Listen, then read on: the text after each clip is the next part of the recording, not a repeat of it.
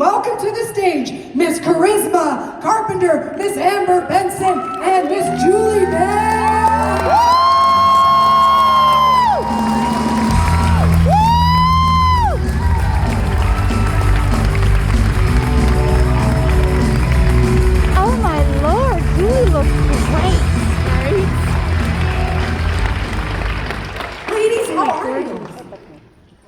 Good. Welcome to the Good. I swallowed. Good morning, everyone. Yeah. Afternoon.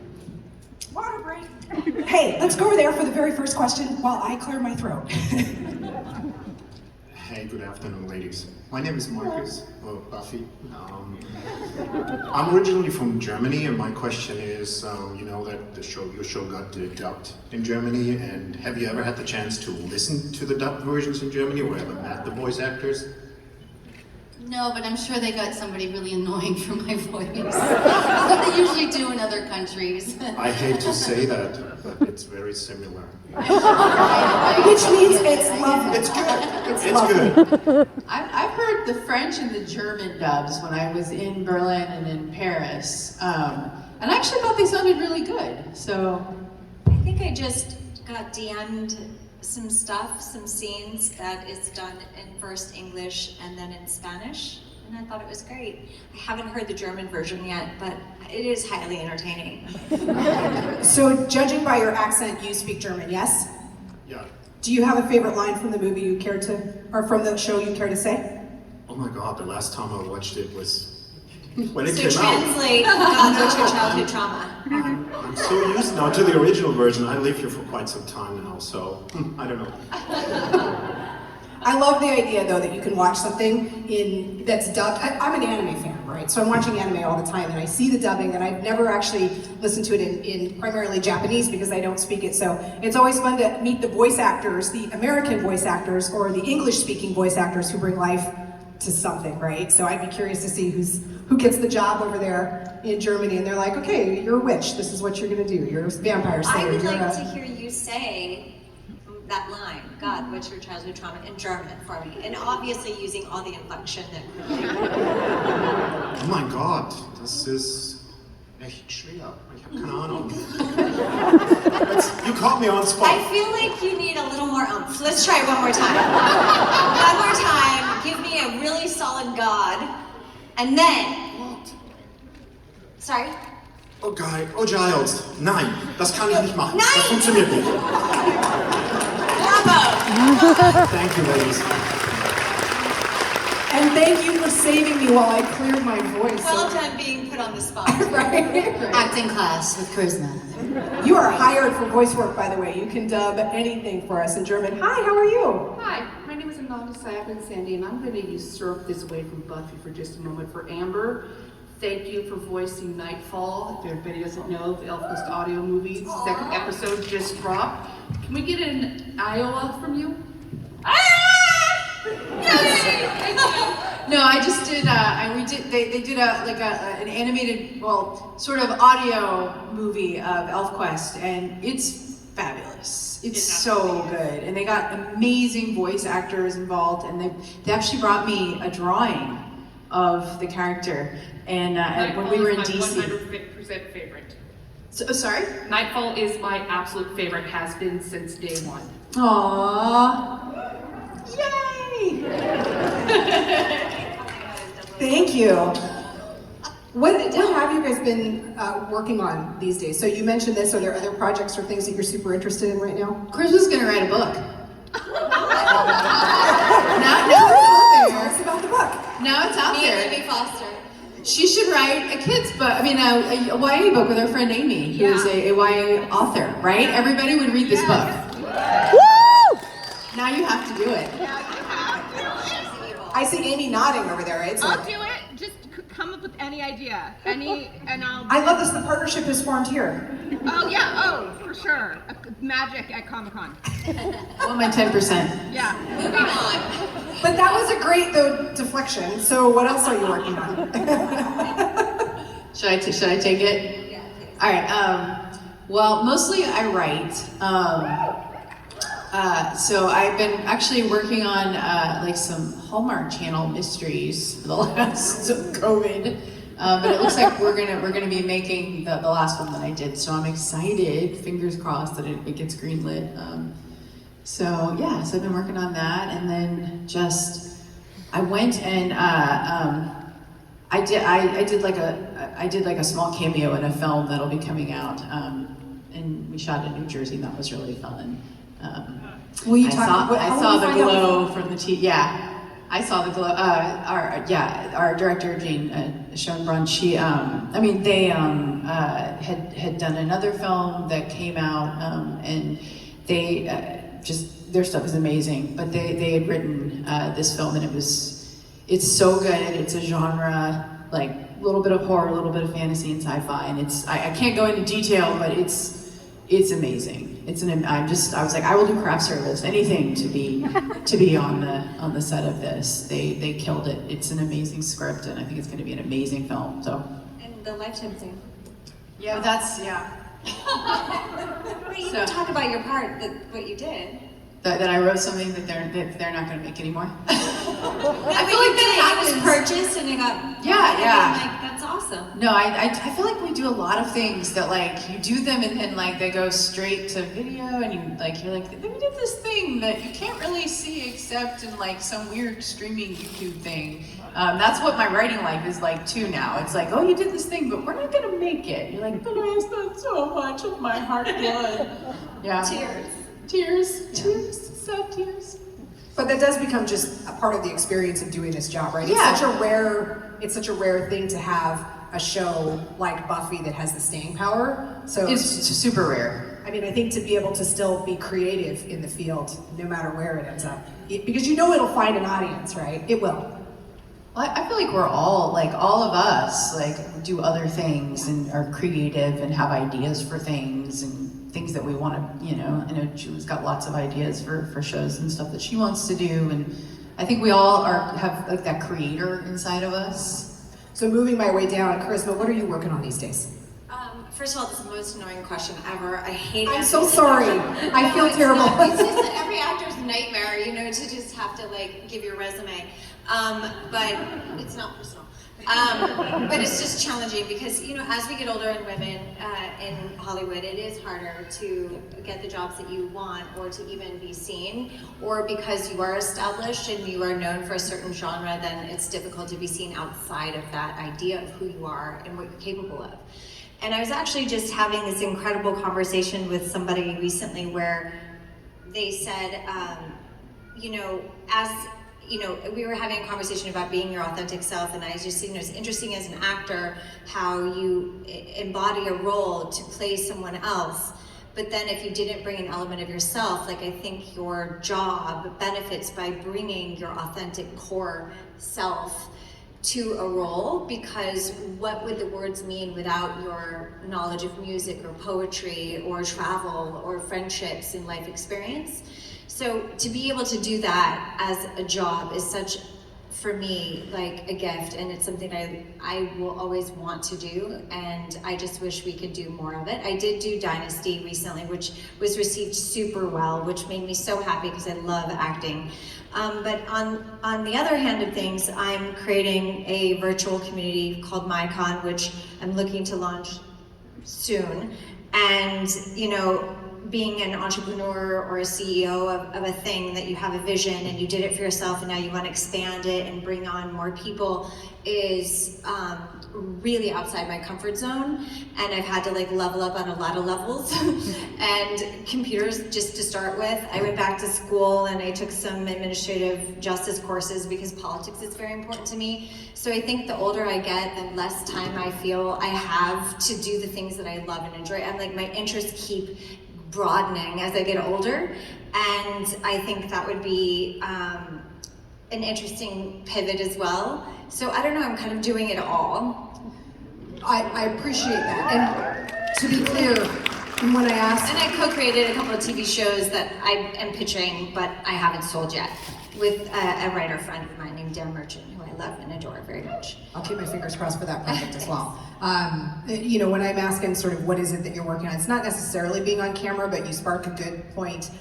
There's an actress who I worked with at a different Comicon who was talking about being in her 50s and trying to get work and what it means to grow old. I'm almost 50. I did TV news here for 20 years and they just fired a woman for having gray hair on the air. So it's something that is very germane to the work I do as well, and so I appreciate you talking about that. But I do love that you've got all these projects and that you're still, you know, growing and learning and doing new things. What have you been up to these days? And that's not, here we go, it's the worst question ever, right? But yeah, but you had some time to think about it. No, I've been learning Spanish. I started during the pandemic. Español, por favor. I'm still not speaking it. Not publicly. I'm very good at reading it, but I'm still insecure about speaking it.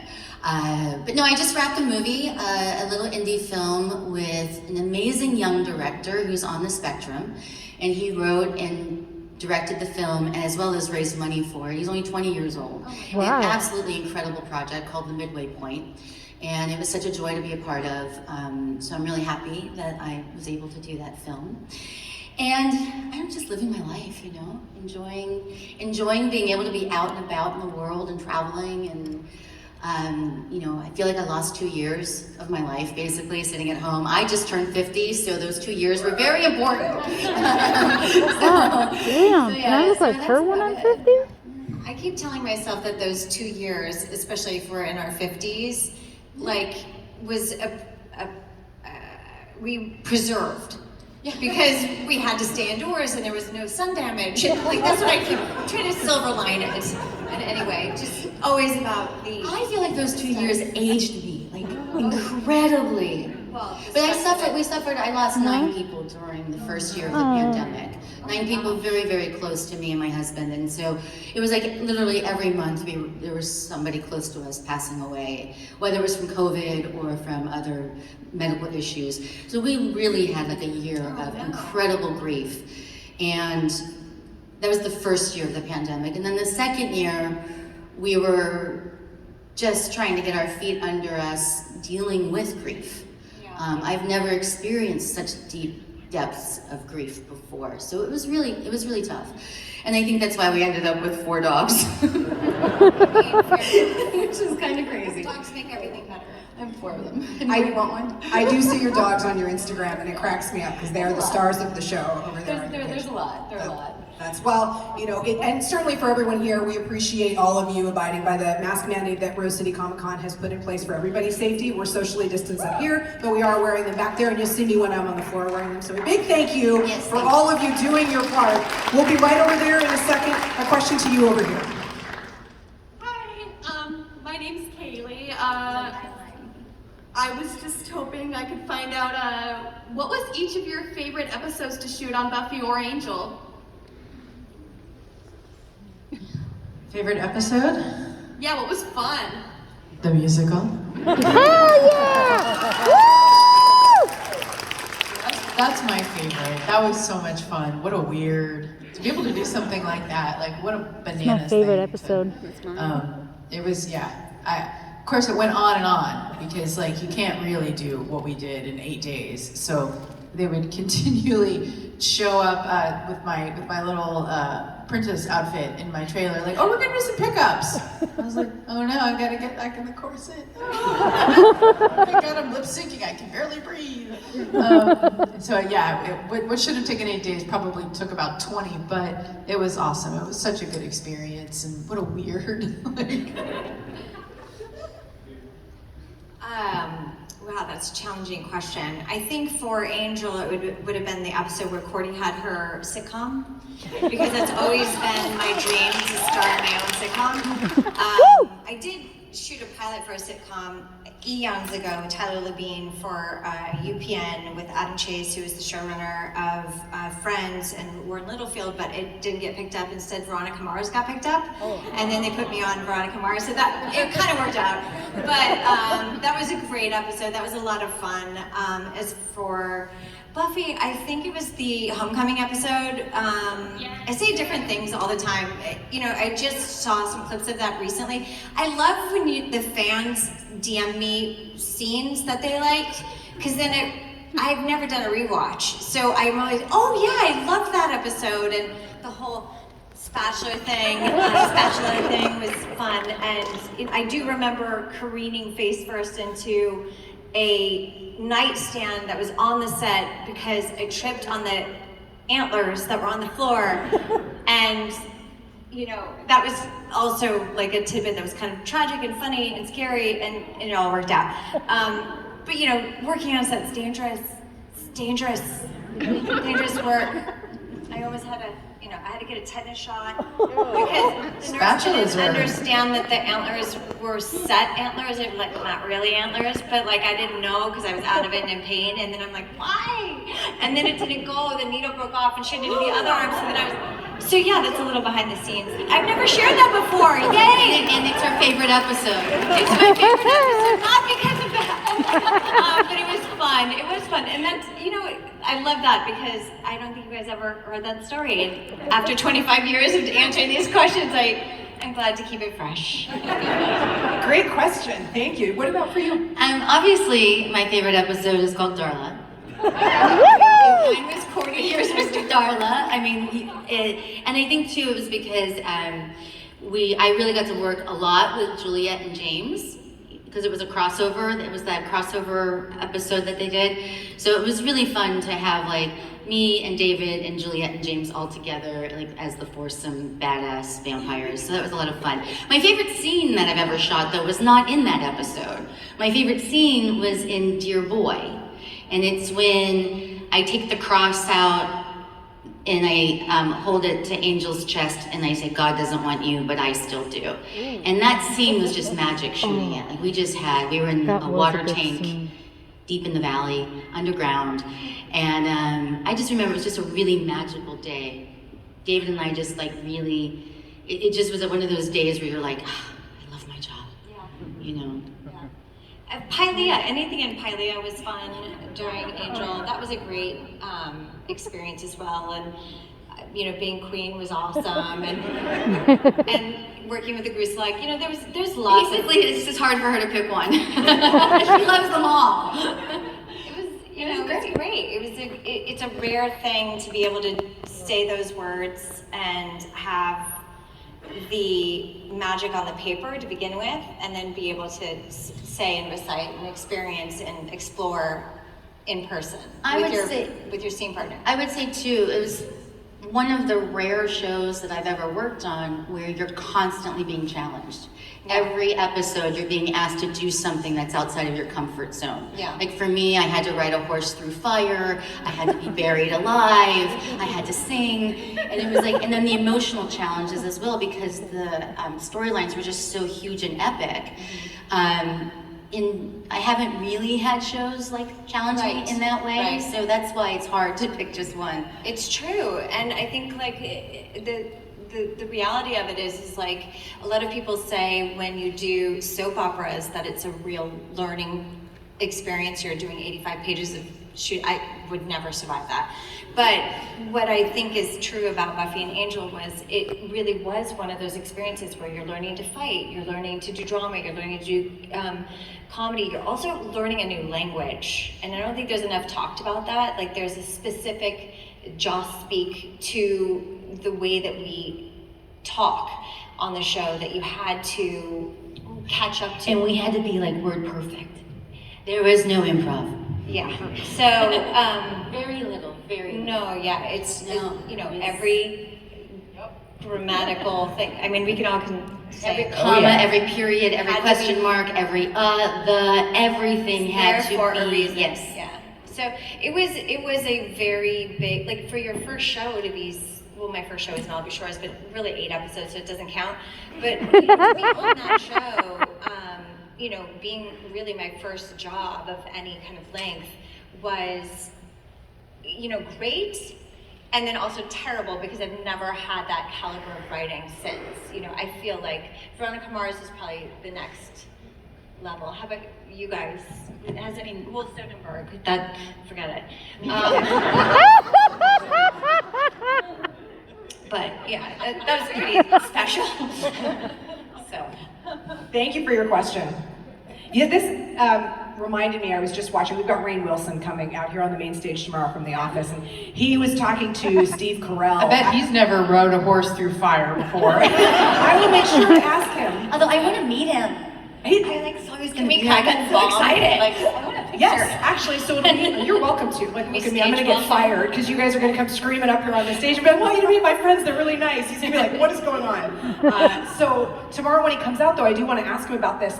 To your point, he's never rewatched. So he was talking to Steve Carell about this, and Steve Carell was like, people will ask me questions at a Comicon and I don't remember because I watched it like like you guys all had to at the end of the shift or whatever, and then that was it. Yeah. And so I know you said you didn't really rewatch, or maybe not now or I've never, ever. I mean, I tried to rewatch with my son, but then his disinterest was like, oh, forget it. It's not gonna happen. Mom was cool. That was sort of my like hope, you know, that he would find me cool eventually, or I'd have some kind of mom credibility, or like, no. I'm constantly trying to get Like, my kid to think I'm cool. Honestly, stay away from campus. Don't come around. Like, no, he doesn't want anything to do with that at all. He does not want more attention at all. So no rewatching for you. What about you? Do you rewatch? No, I'm not a big rewatcher of anything, but I was talking to somebody about this earlier. This idea that like when you're in it as an actor, like you're like memorizing all these lines, and then you have to like forget them and memorize a whole new bunch of lines a week later. So I think, I don't know if this is the case with you guys, but I kind of feel like I didn't retain anything because I was busy like living it, and then it got sort of excreted, and then living it and excreted, like I'm a mollusk or something. But I did a trivia thing for New York Comicon one year, and they gave me all the Buffy questions. I didn't get any of them right, so now I'm barred from not allowed. But I think you live it so much, and you were so in it that like sometimes it's like high school. I don't think about high school, but it was like high school for us, or like it was like being, that was a different moment in life, and yeah. But now I have to ask, what show would you get all the trivia questions for? Is there one? It's not one you were. I'm not if it was books, I'm no more about books than. That's like, who am I thinking of? The talk show host who loves Lord of the Rings and knows Stephen Colbert. Colbert, thank you. Like Steve Colbert and Lord of the Rings, every single, I knew they would know. He knows everything. He's like an encyclopedic knowledge. You can go to him and be like, hey, we want to remake this. What's the lore? He will know. Okay, so books. I respect it. I like it. What about you? Do you rewatch? I don't watch in the first place, let alone rewatch. What's the point? I mean, it's so hard to see yourself on TV because when you see it, you're analyzing so many other things and not the acting, not the work. So I've just made a practice now not to even watch, especially the older I get. It's just not worth it. So yeah, I don't watch, rewatch, none of it. Yeah, similar in other lines of work that I do, because I'll pick something weird. My face is crooked and that's all I see, and then I start focusing on that and it gets in my head for the next stuff that I want to do. It's ridiculous. Question over here to you. Hi, what's your name? Hi, I'm Anna. I'm from here in Portland. So Buffy's meant, and Angel has meant a lot for me. I found it when I was 18, and it took me through, and I still rewatch it when I feel down. But so I want to know what you already told some lines, but what were your favorite things to say that maybe you thought were funny or whatever? There was one episode with a baby where I brought a baby for Angel to feast on, and we could not get through that scene without laughing hysterically, and the baby was the only actor performing its job perfectly. And we got in so much trouble, and I forget what the line was, but it was really, we couldn't get through it, and the baby was supposed to look at me and then pan over and look at David, and the baby did every single time, but we fucked it up every single time. We got so much trouble. So, I mean, that was probably one of my favorite moments working on the show. Like, the He gets the giggles, it's the worst. Yeah. You're done. Well, David's the worst too with it. Yeah. Oh, wait, before you go, I would like to give her props. Thank you. Yeah, awesome. Thank you, Hi, thank you. thank you for being here. What are your names? I'm Mindy. Mindy. I'm Katie. Hi, guys. Thank you for being here. You're very welcome. This is actually my gig. I coordinate interpreters for this and for AwesomeCon, so I'm enjoying you guys again. Thank you. I love it. It's like family on the road, right? It's probably that way for you guys as well with everything you've done. Yeah. You get a chance to get back together. It's like, oh, hi, it's so nice to see you, you know? My favorite line, I have so many, but one of my favorites is, that's just propaganda spouted out by the ugly and less deserving. Now I remember it. Then there is, you're welcome. There are, good to know you've seen the softer side of Sears, God, what's your childhood trauma? I mean, like, I have so many zingers. Or I don't really need your fringe vote. I mean, so many. I don't remember all that. I don't know. I can't remember the damn line. I think you need, like, you know, the live, laugh, love, but you need that with your zingers just all over the house. Like, I don't need your fringe vote. That's in the bathroom. Like, you That comes to me because of the political climate lately. So I actually had a T-shirt made that says that. So yeah, I love it. I like it. And I wear it around my Republican family. Sorry for Republicans, but I love her even more now. I think one of my favorite lines, I didn't say it though, but it was Tara likes tuna. I mean, it's pretty naughty.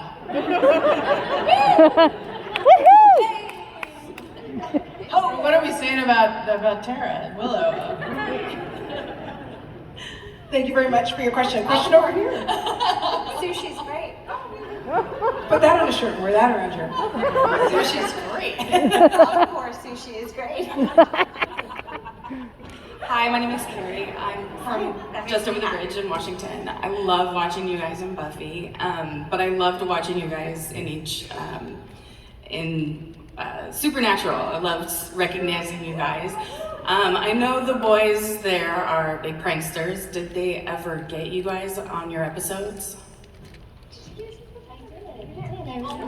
Supernatural, that's hilarious. I was in season 1. I don't think they were pranking anybody during season 1. They were very lovely. They were so kind. There were some of the producers were trying to break some turnaround rules, and the boys came and like told me like, watch out for this. They're gonna try and do this and blah blah blah blah blah blah blah blah blah. And they were right.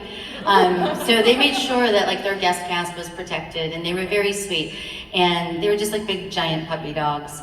So I enjoyed working with them a lot. So Yeah, I thought they were great also. I didn't have any pranking done, but I did that episode with James Marsters, who at many cons tells those stories about their shenanigans and fondling under the table with feet. I don't know.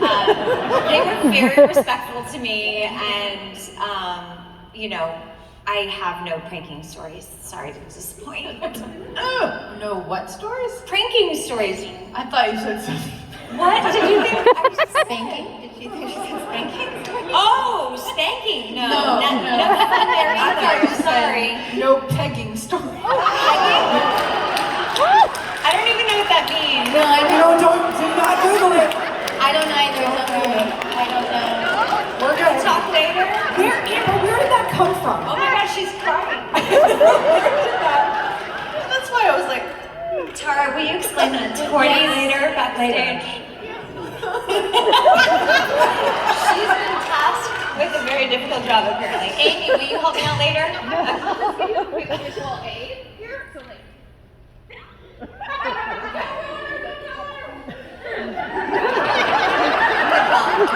Okay. In the bum. Got it.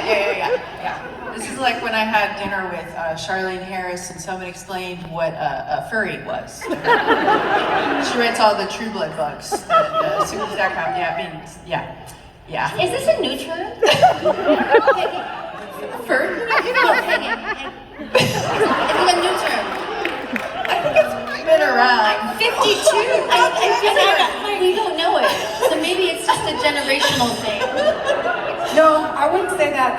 There's that moment, have you seen the gift that you text your friends, like where the train is not only going through the tracks, it's going clear off the cliff? And it's like, well, is that what happens? That's happening right now. Okay. So wait, have I just opened your New Horizons, pegging and furries? Yeah. I knew furries. I'm gonna go I knew Google furries. later. We'll go Google later. Yeah, okay. We'll be like, Siri. Don't Google. Siri. What do you Even better, yes, Siri. Do it like someplace where lots of people can hear you. Hey Siri, explain pegging. Katie, connect. Mom. I'm alright. Oh Lord, what have I done? Are there kids here? I apologize. Well, we haven't even said anything. I don't know. They don't know. We don't know. Can't wait for you guys to figure it out. I'm gonna come up to you on Sunday and be like, so. Well, I mean, she kind of told me. Wait, you know what a prostate is, right? Later. Moving on. Favorite lines, Amber. Going once. I think I said my favorite. Well, we were talking about something else. Pranking. Was I pranked? I was not pranked.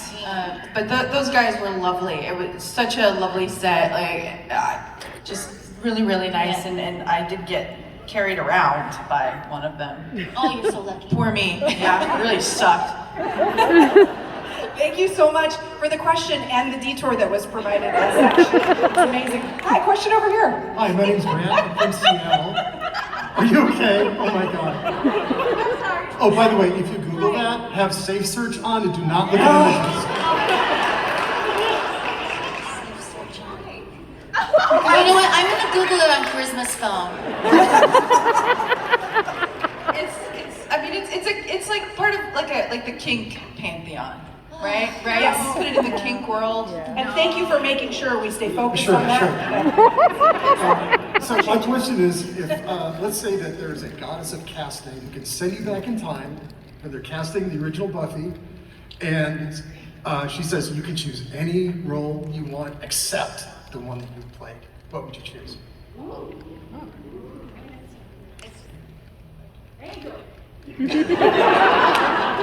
regardless of gender or age.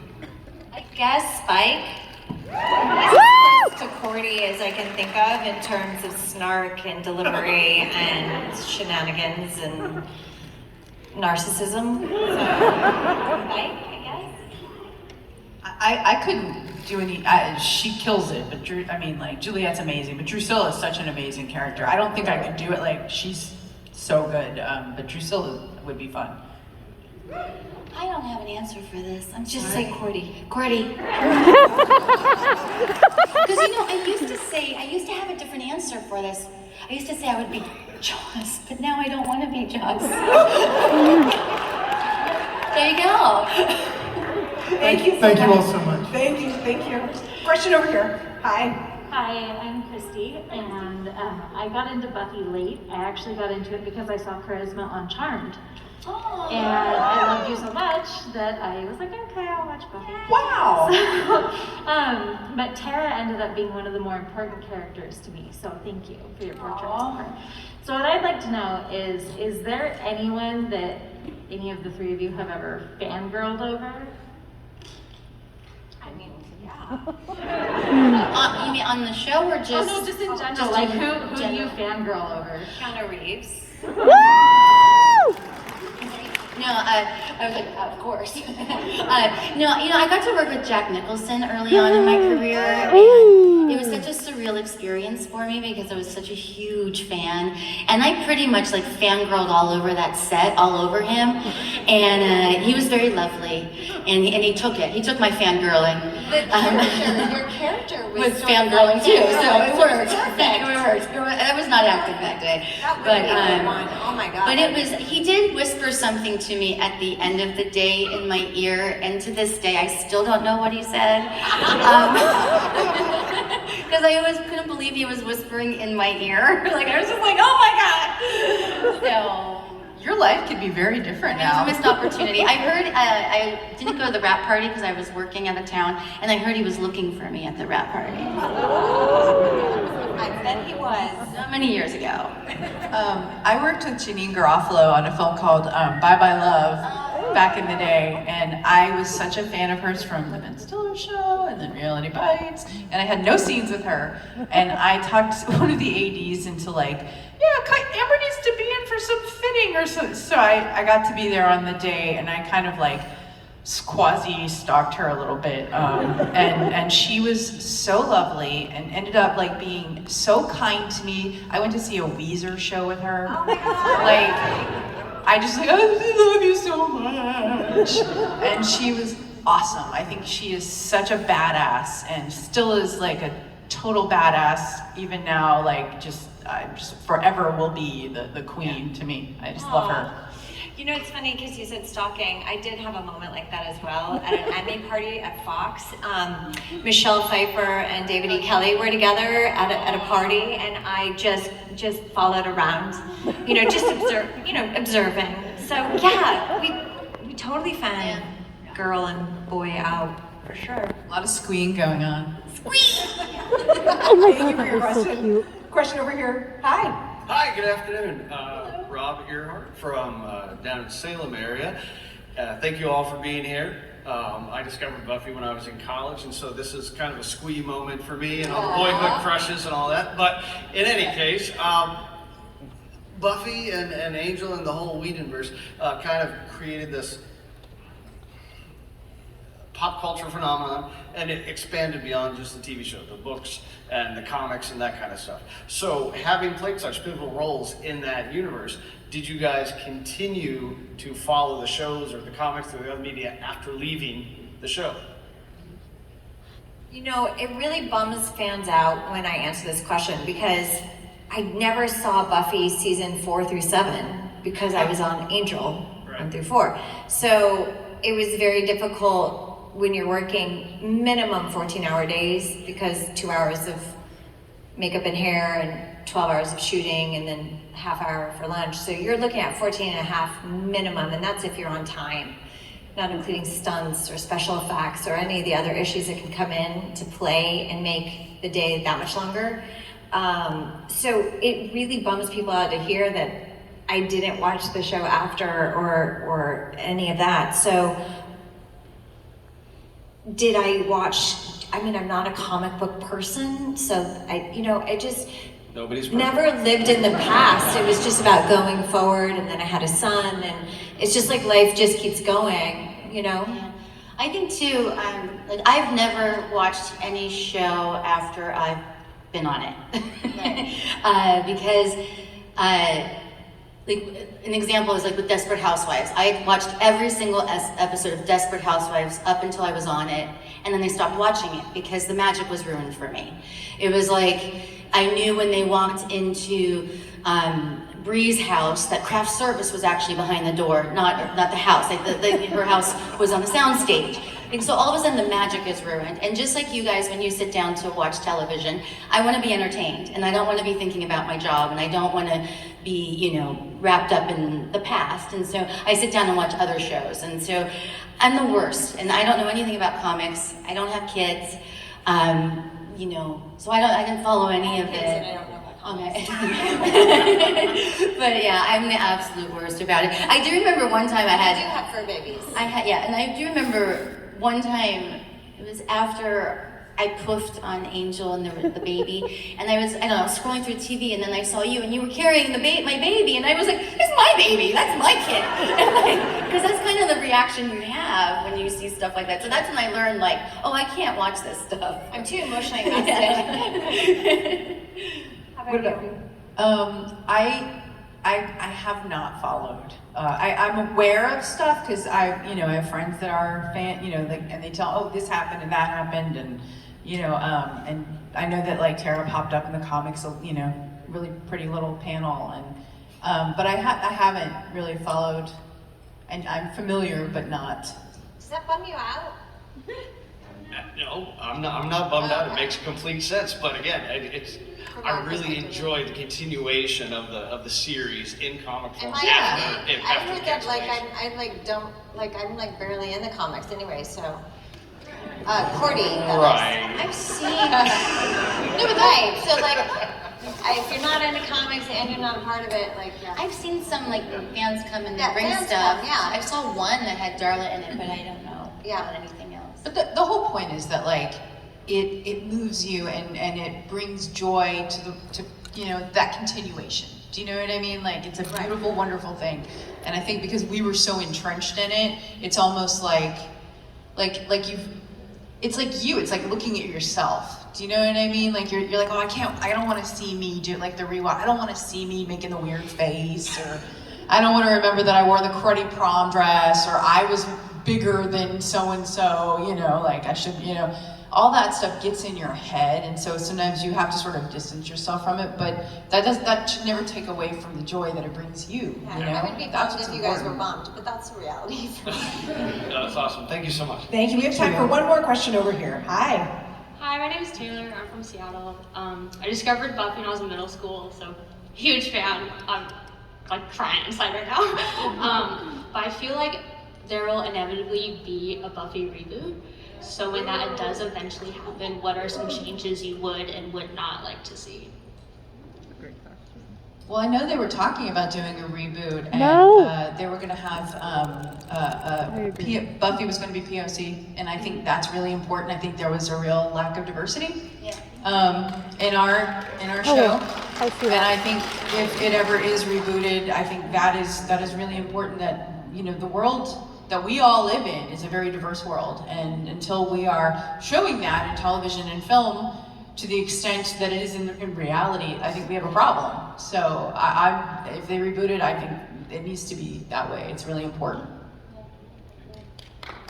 Thank you very much for your question. And with that, let's give it up a big round. More applause right now. Ladies, thank you, Amber Benson, Charisma Carpenter, and Julie Benz.